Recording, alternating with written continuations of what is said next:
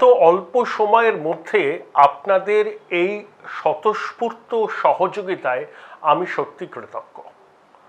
যুক্তিতর্ক সঙ্গে অর্ককে আপনারা গ্রহণ করেছেন, আপনারা মতামত দিচ্ছেন। আমার বিশ্লেষণ এবং অন্যান্য বিভিন্ন ফিল্ডের প্রতিষ্ঠিত মানুষদের সাক্ষাৎকার শুনতে গেলে আপনি যুক্তিতর্ক সঙ্গে অর্ক সাবস্ক্রাইব করবেন, আর লেটেস্ট আপডেট পেতে গেলে আপনাকে বেল আইকন প্রেস করতে হবে। গায়ক চলে গেল বিজেপি ছেড়ে তৃণমূলে। হ্যাঁ, ও সেদিন ফোন করেছিল আমায়, খুব গালাগাল করলো। কি বললো? যে আপনি আমায় বেশ্যা বলেছেন। আমি বললাম, দেখো আমি দুর্বারের মামলা করি, আমি আমার বাড়িতে প্রচুর ওই এরা আসে যৌনকর্মীদের সম্মেলনও আমি করেছি।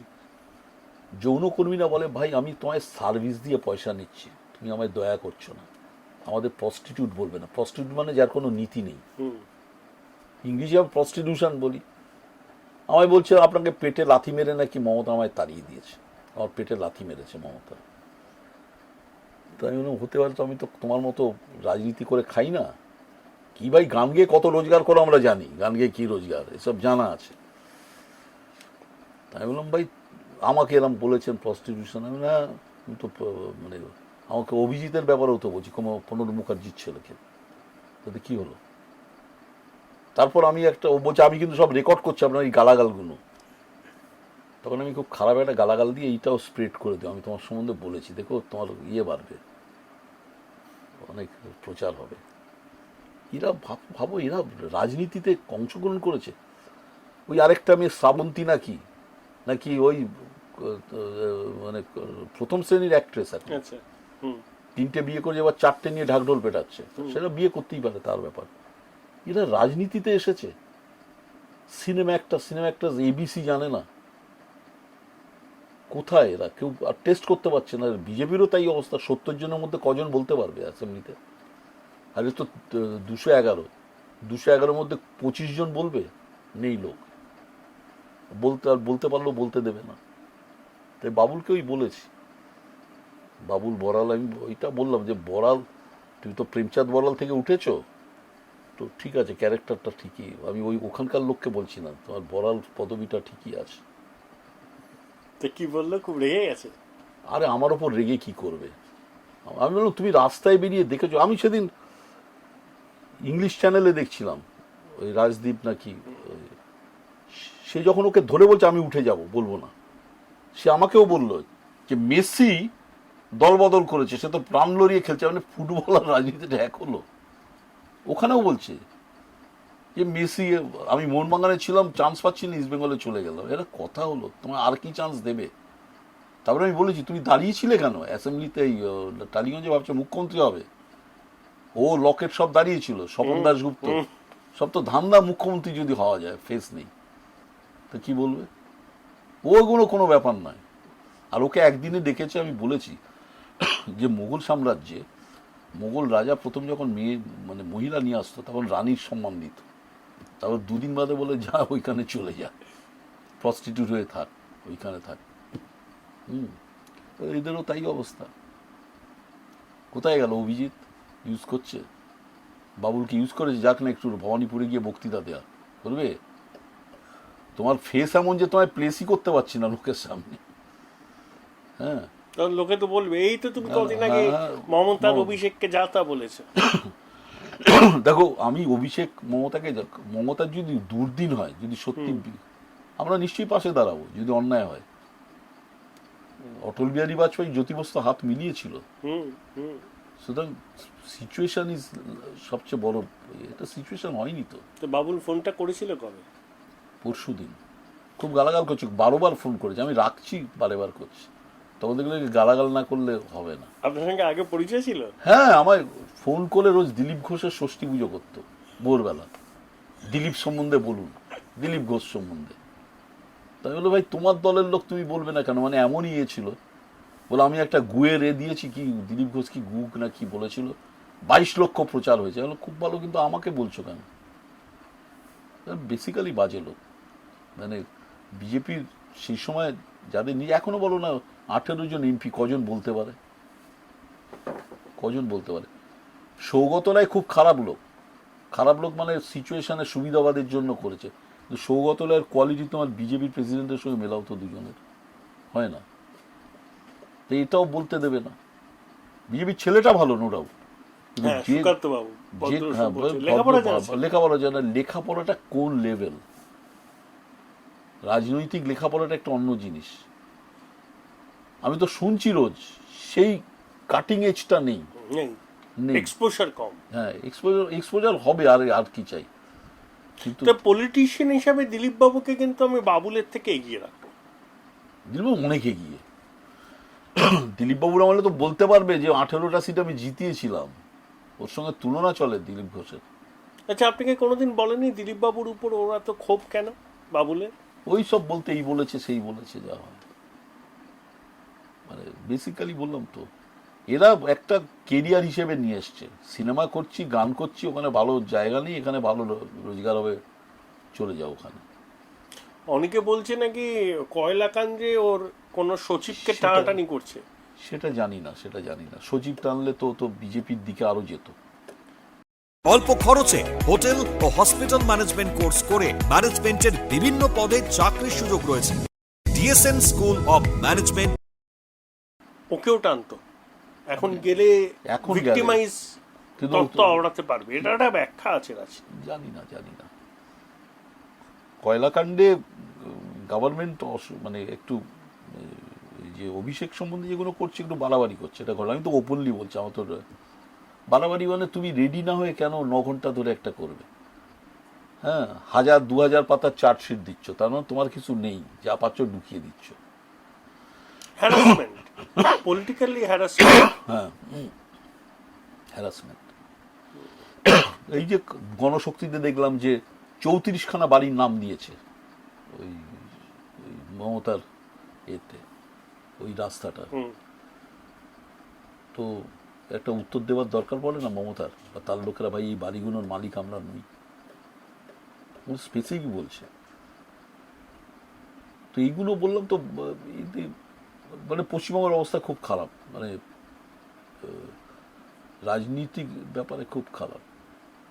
এই বাবুলটা নিয়ে অনেকের খুব ইন্টারেস্ট আছে। আপনি হঠাৎ করে ওই ধরনের, এটা আপনার মনে হয় না আপনি একটুখানি মানে অশালীন মন্তব্য? অশালীন তো করতেই হবে, কি আশ্চর্য, শালীন এটা আপনার রুচির সঙ্গে খাপ না। আমি বলি, আমি এখন একদম আমি বার্টন রাসেলকে ফলো করি। হ্যাঁ, আচ্ছা, প্রস্টিটিউশন বললে ঠিক ছিল, আমাদের একটা বাঙালিদের একটা দেখে তুমি যৌনাঙ্গ যখনই করবে ইংরেজিতে করো, অ্যাড্রেস করো, it's a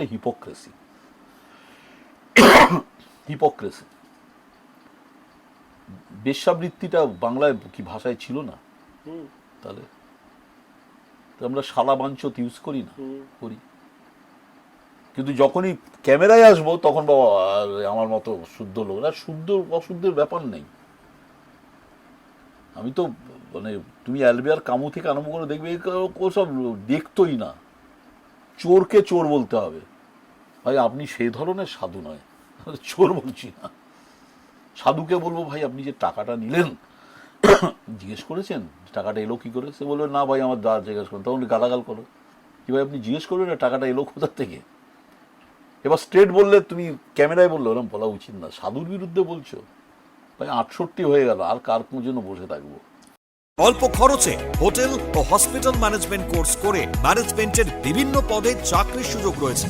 DSN school of management. The fastest growing digitally enabled university in a conveniently located and vibrant campus. Join Sister Nivedita University, Kolkata for higher education and research. তাহলে বাবুলের কিন্তু ব্যক্তিগতভাবে খুব আহত হয়েছে, আপনার কাছে এক্সপেক্ট করেনি এই ধরনের below the belt. Below belt না, ওর বেল্টই নেই, he is totally naked, pant জামা নেই, বিলো দি বেল্ট মানে। ওর ব্যাখ্যাটা কি, ও কেন গেছে আপনাকে কি বললো? ওই যে বললো মেসি খেলছে, মেসি নাকি বিভিন্ন ফুটবল খেলছে, লোকে এখনো হাততালি দিচ্ছে, ওকেও হাততালি দিচ্ছে। তো সে তো বাবলু ভট্টাচার্য তো এতে গেছিল, ইস্ট বেঙ্গল ক্লাবে কোচিং করেছে। খেলাধুলো কি এসে গেল? খেলাধুলো মনাদাও তো মোহনবাগানে খেলেছে, সে বাবুলে গেছে। ও তো রাজনীতিতে এটা করো না। কালকে যদি মমতা আরএসএস এর দিকে চলে যায়, তো গালাগাল করবে না লোকে? তুমি মমতার ক্ষেত্রে একটা স্ট্যান্ডার্ড রাখছো আর বাবুলের ক্ষেত্রে আরেকটা স্ট্যান্ডার্ড রাখছো, হয় নাকি? ওকে কি গ্রিডি? সেটা আপনি জানি তো না। চেনেন অনেকদিন, না, অনেকদিন চিনি না সেইভাবে, চিনে এমনি আলাপ যা মানে আলাপ কি আমার এই টেলিভিশনে গিয়ে আপনি কংগ্রেস ছেড়ে এতে তখন বিজেপির অত হয়নি, আপনি একটু ইয়ে করুন, উল্টো দিকে বলুন, সিপিএম এর বলছেন হ্যান ত্যান। ও তখন কি করে? বিজেপির এমপি? এমপি তখন ছিল না, আমি 10 বছর আগের কথা বলছি। আচ্ছা। এবিপি আনন্দ এইসব যে, ও তখন আসতো এইসব হ্যাঁ প্রোগ্রাম? হ্যাঁ হ্যাঁ, বলে ভালো, he is a good speaker, hmm. বলে ভালো। কিন্তু এখন যখন বলার সঙ্গে তোমার এইটা, আচ্ছা ধরো আজকে আমি মমতার বাড়ি চলে গেলাম, তা তুমি কাল কি বলবে আমায়? কি বলবে? আজকে ইন্টারভিউর পর আমি অভিষেককে জড়িয়ে ধরলাম, তুই ভাই বাপ আমার, তা কি হবে? তুমি কি বলবে আমার? হ্যাঁ, আমি যা ভাষা, যে ভাষাটা যাকে বলা থেকে পয়েন্ট আউট করে দিয়েছি। কিন্তু খুব ভিতর লোকে এক্সপেক্ট করেনি আপনার এক্সপেক্ট করেছে, ওই ল্যাঙ্গুয়েজ। 4.5 লক্ষ তাহলে শুনলো কেন ইউটিউবে? 10 লক্ষের ওপর ফেসবুকে গেছে কেন? কেন? আমি তো এক্সপেক্ট করছি না লোকে আমায় ভোট দেবে, আমি এক্সপেক্ট করি না। আমি তো বলছি, দুয়ারে চাল দিয়ে যেখানে ভোটের determination, I don't expect anything. তাকে রবীন্দ্রনাথ শোনাবো, রামকৃষ্ণদেব শোনাবো? আমি আমায় বলতো যে যে সিপিএম এর লোকেরা এরকম বলবেন না। আমরা দেখুন, গরিবের ছেলে, খুব গরিব, এবং যদি পড়াশোনা না থাকে তাকে কিন্তু অ্যালিওর করা সুবিধা, কারণ insecurity is the mother of grid. কাল কি খাবো আমি জানি না, তো যে লোকটার কালকে খাবারের আছে, জোর আছে, ভিক্ষে করতে হবে না, সে কিন্তু পট করে কেনা যায় না তাকে। আপনাকে 12 বার ফোন করেছে? ওই 12-13 বার। আমার জুনিয়ররা ছিল, তারা বললো শালাকে দেখে আনলাম। আমি ওকে বললাম, তুই ভাই হাইকোর্ট পাড়ায় এসে একটু কথা বলো, এটা তোমায় তৃণমূলের লোকেরা মারবে। তো কি বলছে? কি বলবে? বলে যাচ্ছে আপনি এরম অসভ্য, এ করতে পারলে, ও বাংলা ভাষায় বলছে, ও গালাগালটা করছে না, ওই বেইমান হ্যান ত্যান, মমতাকে আমি বেইমানি করেছি, এইসব বলে যাচ্ছে। ওর যা জামা কাপড় খোলার খুলে দিয়েছি, আর এই করতে পারবে না। অল্প খরচে হোটেল ও হসপিটাল ম্যানেজমেন্ট কোর্স করে ম্যানেজমেন্টের বিভিন্ন পদে চাকরির সুযোগ রয়েছে। DSN school of management. কিন্তু তাও একটু শব্দ চয়নে সতর্ক থাকা উচিত, এটা আমার ব্যক্তিগত। হ্যাঁ, তোমার মতামত হতে পারে, আমি এটা বিশ্বাস করি না, বিশ্বাস করি না। যখন আমি কি বলে, এদের যৌনকর্মীদের মামলা করতে যাই, ওপর থেকে অনেক রকম কথা আসে, জজেরা বললে অনেক আগে, আমি পাল্টা উত্তর দিয়ে দিই সঙ্গে সঙ্গে, ছাড়াছুড়ি নেই। হ্যাঁ, ওদের যে অর্গানাইজেশন, কি নামটা বলে, দুর্বারের মিটিং হচ্ছে, এরম সিপিএম এর নেত্রী এসেছেন, বললো শুনুন, আমার ছেলেকে আমি চেষ্টা করেছি ডাক্তার করার, পারিনি। আমি নিজে ডাক্তার হতে চেয়েছিলাম, আমি পারিনি, আমার ছেলেকে ডাক্তার করেছি, আপনাদেরও মনে রাখা দরকার। হঠাৎ ওখান থেকে একজন যৌনকর্মী বলল, এই শুনুন শুনুন, আমার কথা আছে। কি কথা? বলে, আপনার ছেলে হয়নি বলে আপনি লজ্জিত, আপনি নিজে ডাক্তার হতে পারেননি, আমাদের সব লজ্জা নেই, ব্যাংকের অ্যাকাউন্টটা খুলতে পারি কিনা সেটা আমাদের দেখে দিন, এসব কথা বলবেন না, আমরা লজ্জিত নই আমাদের ব্যবসা নিয়ে। এই যে সঙ্গে সঙ্গে উত্তরটা দেওয়া, এইটাই কেন ওদের আমি শ্রদ্ধা করি এই কারণে, স্ট্রেট কথা স্ট্রেট বলে দেয়, হিপোক্রেসিটা নেই, হিপোক্রেসি নেই। আমি সেদিন ফোন করলাম যে 7,500-এর ওপর লোক সোনাগাছিতে থাকে এখন, আর 3,000 লোক ডেইলি আসে, তো ব্যবসাটা তো চলছে। আমার শেষ প্রশ্ন, বাবুলের রাজনৈতিক ভবিষ্যৎ কি আপনার মতে? ওই কি বলবো, চটি সেলাই টেলাই যদি হয়। ওর গান কে শুনেছে? আমি সিম্পল বলছি, কিশোর কুমারের নকল করা, তাও নাকি গান হয়ে গেছে, নাকের। এখন ওর কি আছে ওর ভবিষ্যৎ গানের? কি গানের ভবিষ্যৎ তুমি পাড়ায় রাখবে? ওই যে ও যা ফিচায় না, ওর রেকর্ড কি হয়েছে?